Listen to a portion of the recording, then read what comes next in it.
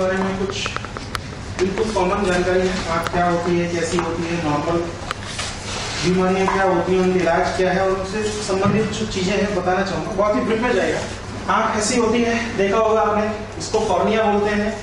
ये जो पूरा पर्दा है इसको आइरिस बोलते हैं। ये वाइटिस जो पार्ट है इसको स्क्लेरा बोलते हैं हम लोग। इसके अंदर जो पुतली होती है, इसके बाहर की तरफ जो लेयर होती है उसको कंजंक्टिवा बोलते हैं। कभी सूजन होती है तो कंजंक्टिवा लाल हो जाती है, स्क्लेरा सफेद है।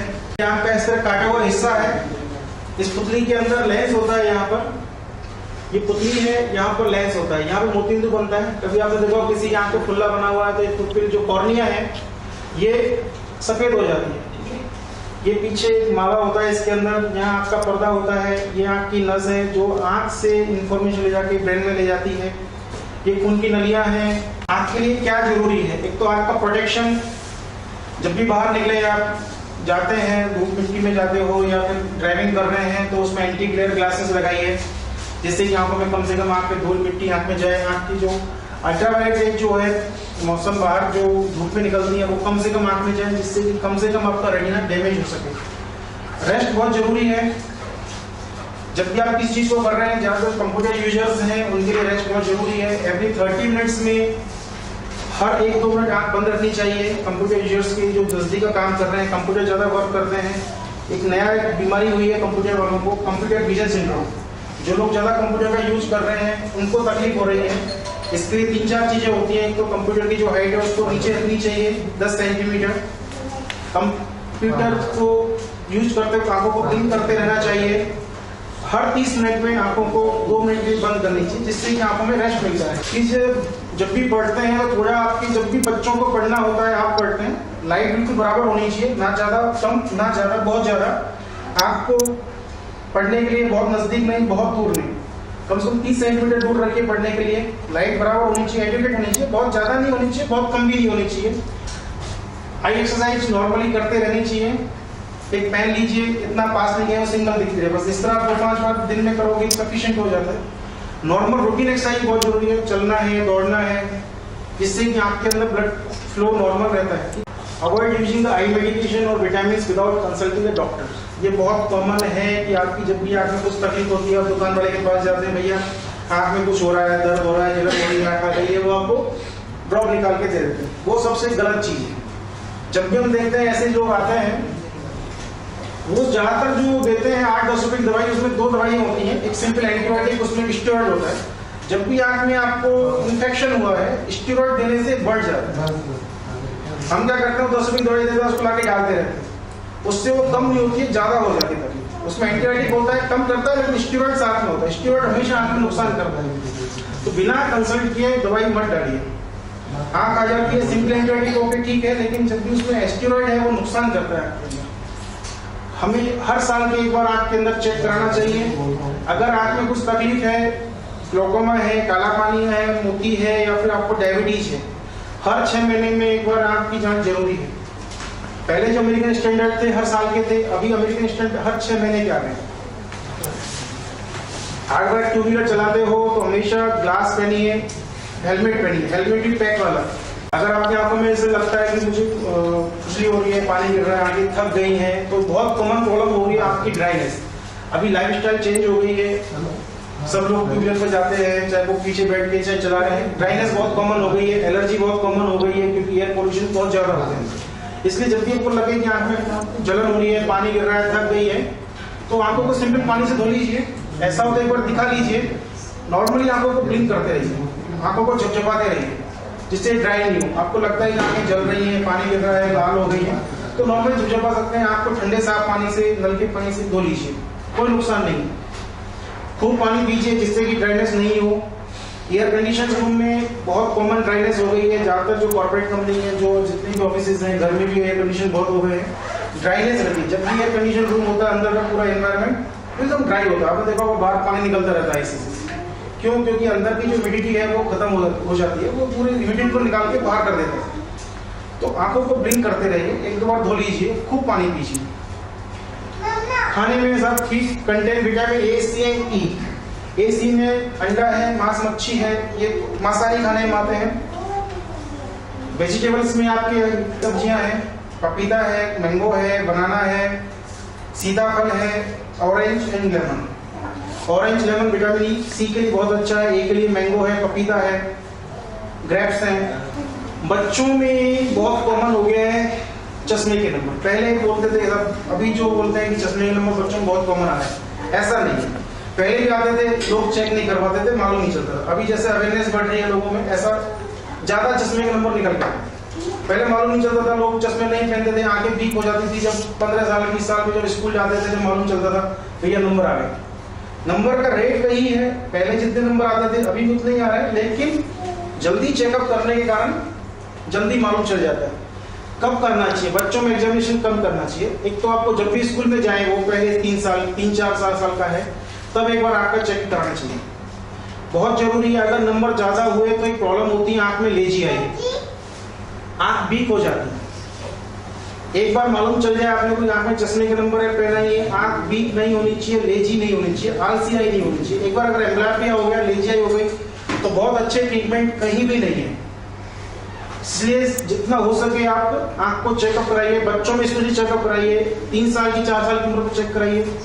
सब कुछ नॉर्मल है तो हर 1 साल में चेक कराइए। अगर बच्चे चश्मे पहनते हैं तो हर 6 महीने में चेक करवाइए। नंबर घटे हैं बड़े हैं वो मालूम करना चलना चाहिए। चश्मे बच्चों को एकदम परफेक्ट नंबर के लगाने चाहिए। नंबर घट गया है, बढ़ गया, चेक करवा लीजिए, चेंज करवाइए। सब बीमारियों में पहला रिफ्रैक्टिव एरर, चश्मे के नंबर 3 तरह के होते हैं, myopia, hypermetropia, presbyopia. Myopia near sightedness, इसमें दूर की चीजें धुंधली दिखती है, नजदीक की बहुत अच्छी दिखती है। इसमें क्या था, बाहर से किरण आती है, प्रकाश की किरण, वो पर्दे से पहले जाके फोकस हो जाती है, इसलिए अपने को धुंधला दिखता है दूर की चीजें इसके अंदर। इसमें ट्रीटमेंट वाइज ग्लासेस हैं, कॉन्टैक्ट लेंसेज है, लेसिक है। लेसिक 18 साल की उम्र के बाद में कभी भी हो सकता है, लेकिन चश्मे के नंबर स्टेबल होने चाहिए, फिक्स होने चाहिए।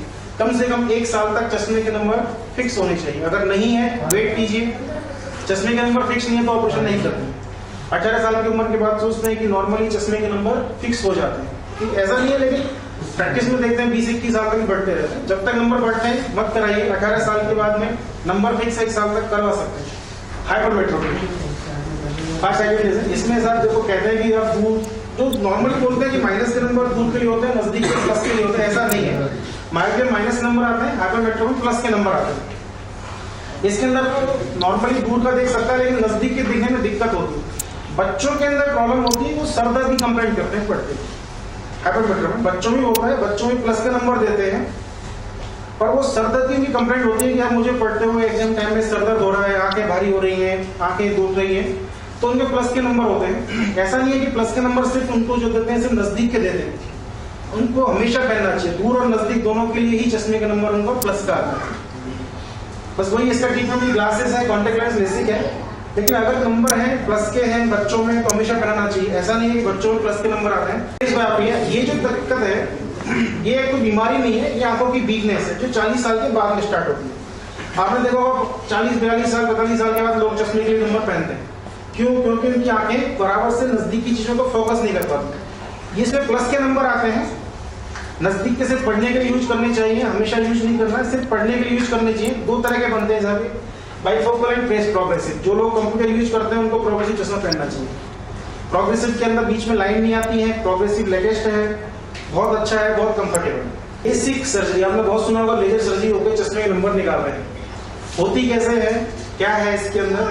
लेसिक 18 साल के बाद कभी भी कर सकते हैं, कम से कम नंबर 1 साल तक स्टेबल होना चाहिए। ये कॉस्मेटिक सर्जरी है, जिसको चश्मे नहीं पहनने हैं उसी को करानी चाहिए। लोग पूछते हैं आप चश्मा पहनते हो, आपने नहीं कराते। भैया ये कॉस्मेटिक सर्जरी है, जिसको नहीं पहनना है वो कराइए। हर किसी को जरूरत नहीं है, जिसको चश्मा नहीं पहनना है वो करा सकते हैं।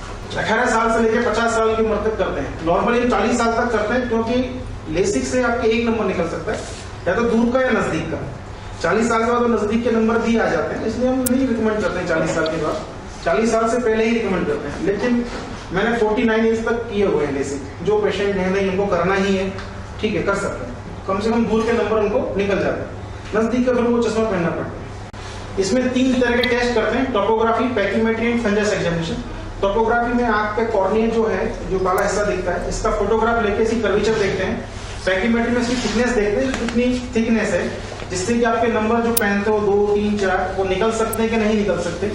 फंडस एग्जामिनेशन में पूरा उसका फंडस देखते हैं, आंख का रेटिना चेक किया जाता है। कई बार ज्यादा के नंबर होते हैं तो आँख के साइड में हॉल्स या लेटिस बन जाते हैं। लेसिक सर्जरी के बाद ड्यूरेशन भी और बाद भी पर्दा खिसकने के चांसेस रहते हैं, इसलिए फंडस एग्जामिनेशन बहुत जरूरी है।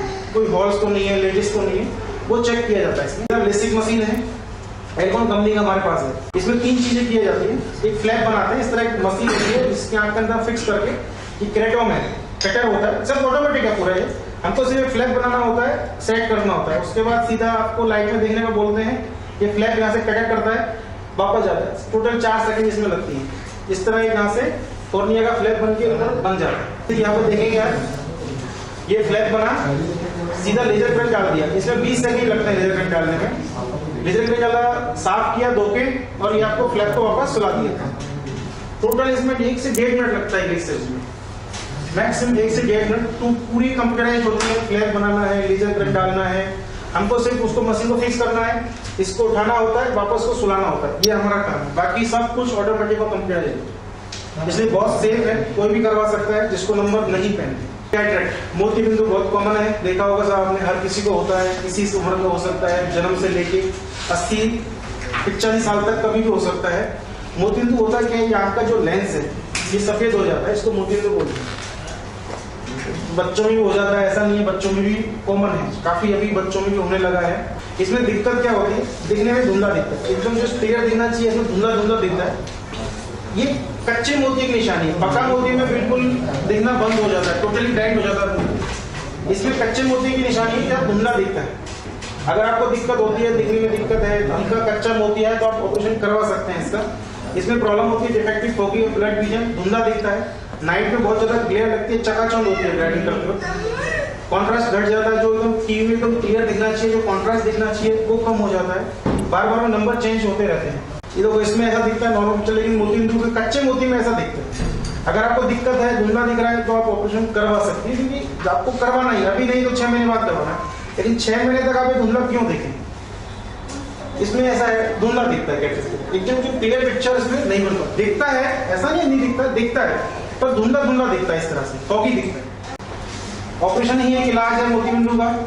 हमारे पास फैकोमल्सिफिकेशन है, जो लेटेस्ट है। लेजर मशीन गलत नाम है इसका, इज द फैकोमल्सिफिकेशन। इसमें लेजर यूज नहीं होता है, इसके अंदर फैको ही यूज करते हैं।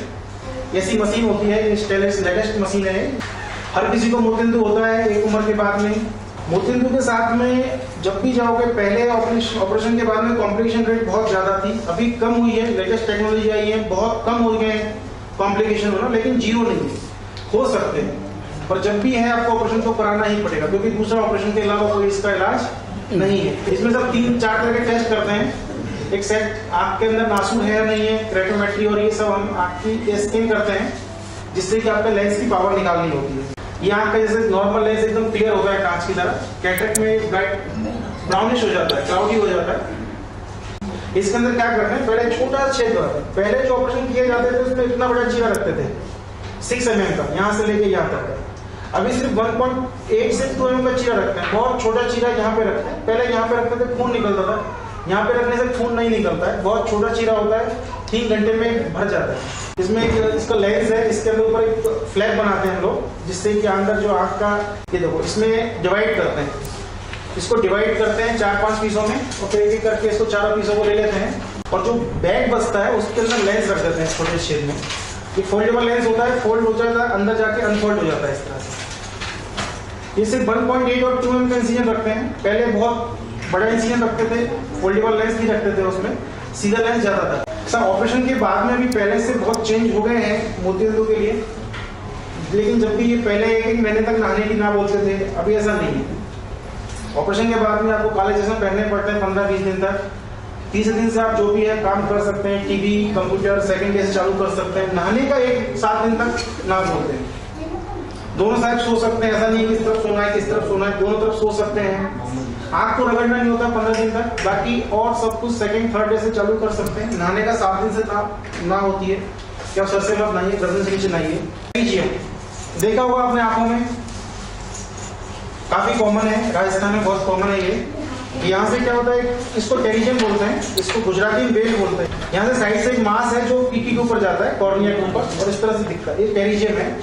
ये टेरिजियम, ये कंजेंटल बोलते हैं ना, साइड से जो मांस होता है स्किन होती है वो ऊपर कॉर्निया के ऊपर ग्रोथ हो जाती है, इसको टेरिजियम बोलते हैं। नॉर्मली ये नेजल साइड से नाक की तरफ से होती है, लेकिन दोनों तरफ से भी हो सकती है। ये अल्ट्रावायलेट जहाँ ज्यादा होती है, धूप मिट्टी ज्यादा होती है, वहां पर बहुत कॉमन है। राजस्थान में काफी कॉमन है, उदयपुर में भी काफी कॉमन है ये। इसमें तो तकलीफ क्या क्या होती है इस तरह से अगर है तो,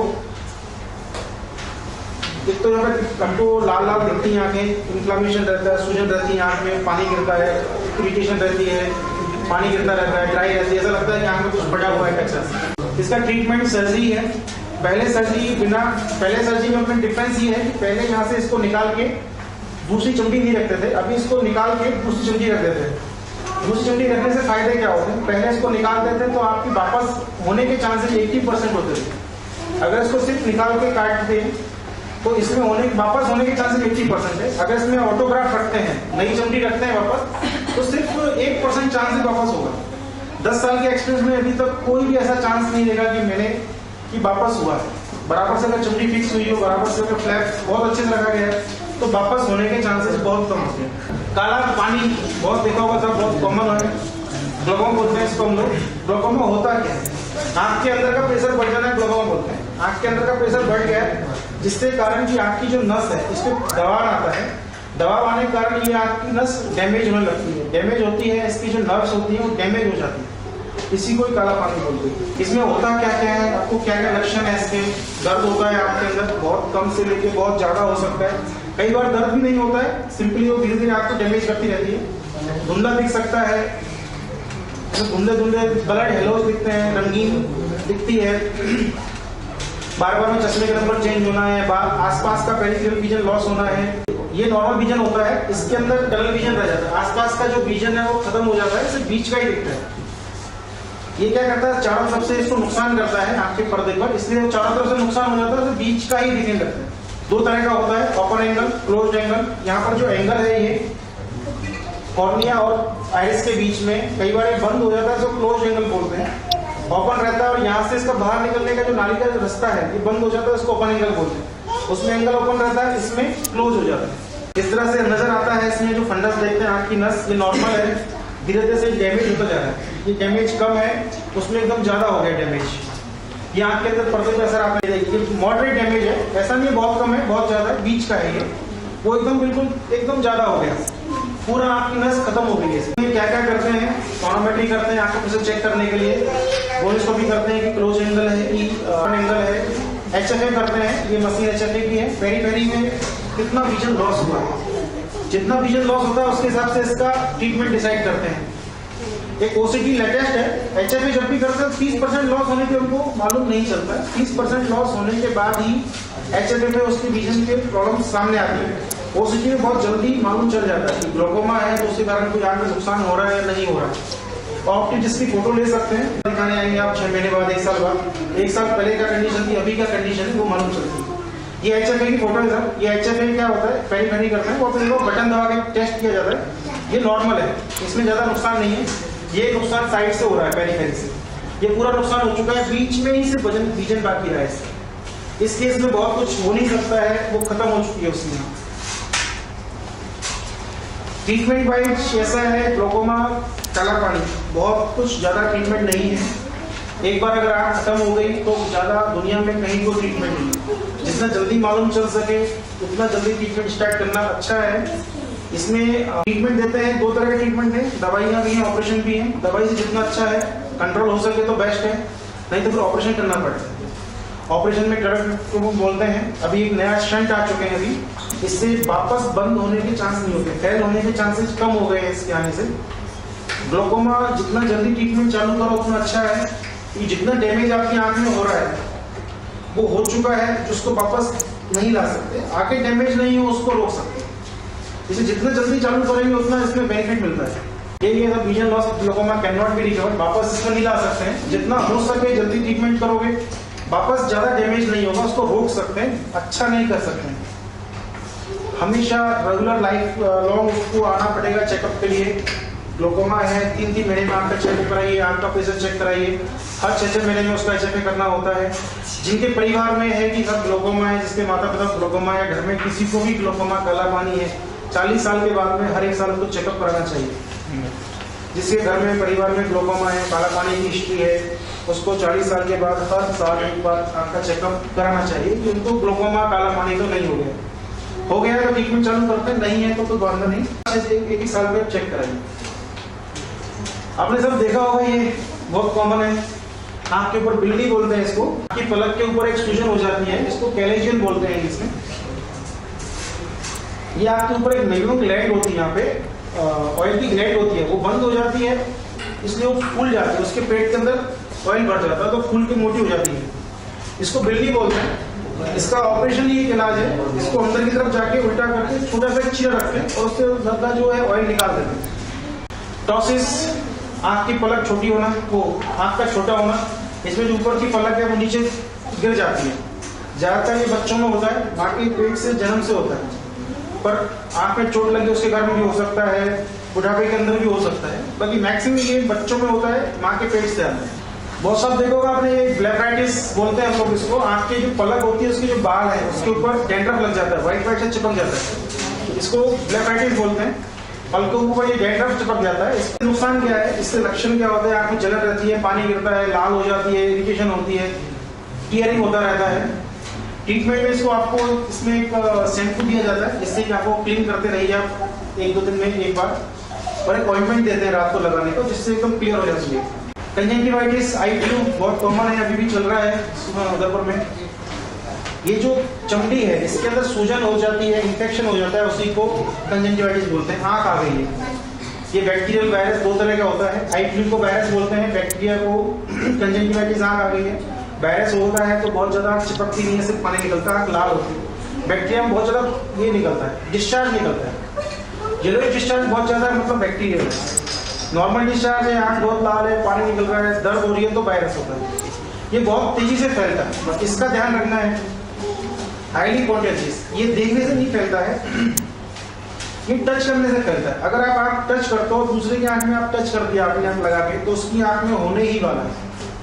ये बहुत ज्यादा तेजी से फैलता है, देखने से नहीं फैलता, टच करने से फैलता है।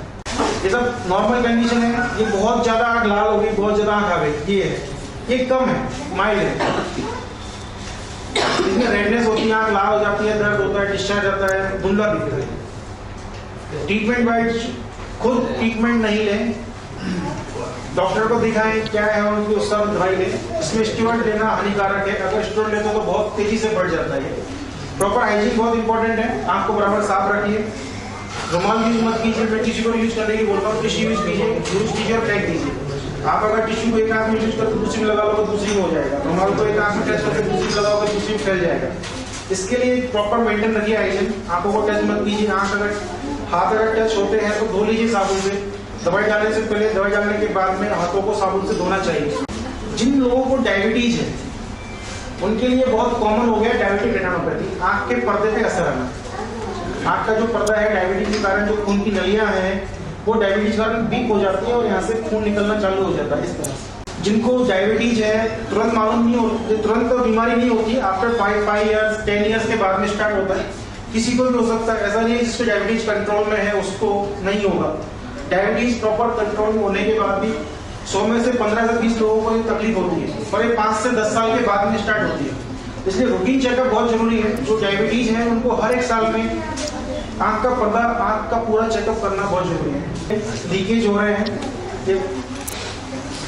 ये जो है चर्बी जमा हो गई है, ये जो मैक्यूला बोलते हैं इसको, इसके ऊपर सूजन आ जाती है, इसको मैक्यूला एडिमा बोलते हैं हम लोग।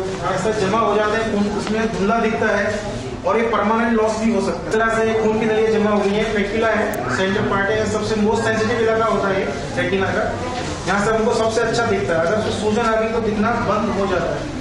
इसमें ऐसा दिखता है, जो नॉर्मल दिखना चाहिए वो ऐसा धुंधला धुंधला दिखता है, काले काले धब्बे दिखते हैं बीच में। 2 तरह का होता है NPDR, ये अर्ली स्टेज है, इसके अंदर खून जमा नहीं होता है पर ऐसे काला धब्बा दिखते हैं, सूजन आ जाती है। मैक्यूलर एडिमा सेकंड टाइप, जो मैक्यूला है इसके ऊपर सूजन आ जाती है, व्हाइट व्हाइट स्पॉट जमा हो जाते हैं, इससे सूजन आ जाती है। ये लास्ट स्टेज है, इसमें खून की नलियों के गुच्छे बन जाते हैं, अंगूर के गुच्छे होते हैं ना, उस तरह गुच्छे बन जाते हैं पीडीआर के अंदर। ये थोड़े से भी आँख हल्की और फिर फट जाते हैं कई बार और खून जमा हो जाता है। ये लास्ट स्टेज है। ट्रीटमेंट वाइज में सर बहुत है नहीं इसके लिए, सॉरी इवेल्यूएशन क्या क्या करते हैं, टेस्ट है, विजन करते हैं, आँख का चेकअप करते हैं, फंडस के हम लोग आँख की फोटोग्राफ भी लेते हैं, इसमें एंजियोग्राफी भी करते हैं आँख की, जैसे हार्ट की एंजियोग्राफी होती है ऐसे आँख के पर्दे की भी एंजियोग्राफी होती है। लेटेस्ट जो है ओसीटी आया हुआ है, जितना पर्दे पे सूजन है, कहाँ खून जमा हुआ है, कितना सूजन है, वो से एकदम मालूम चल जाता है। ट्रीटमेंट वाइज इसमें सब ब्लड शुगर लेवल कंट्रोल में रखिए एकदम। अगर जल्दी है, अर्ली है, एलपीटीआर है, बहुत अर्ली स्टेज है तो लेजर से या इंजेक्शन से काम चल जाते हैं। पर अगर बहुत ज्यादा है तो आंख का ऑपरेशन भी करना पड़ता है, पर्दा खिसक जाता है कई बार तो भी आंख का ऑपरेशन करना पड़ता है। लेकिन एडवांस स्टेज में अगर पर्दा खिसक गया, आंख के अंदर खून जमा हो गया तो कुछ भी कीजिए, विजन बहुत अच्छा नहीं आता। मुश्किल से 20-25%, 30% विजन ही आ पाता है इन केसों में, एडवांस केस के अंदर। अर्ली केस में विजन 80-90% मेंटेन रह जाता है। जैसे डायबिटीज है तो हर साल में एक बार चेक कराते रहिए। जिसको भी डायबिटीज है, घर में किसी को है, आसपास उसको बोलिए एक बार डायबिटीज का नाम का पता बिल्कुल चेक कराए, हर साल चेक कराइए। कुछ तकलीफ नहीं तो हर साल चेक कराइए। तकलीफ चालू हो गई तो आप 3 महीने में 6 महीने में चेक कराने का बोलिए। Thank you.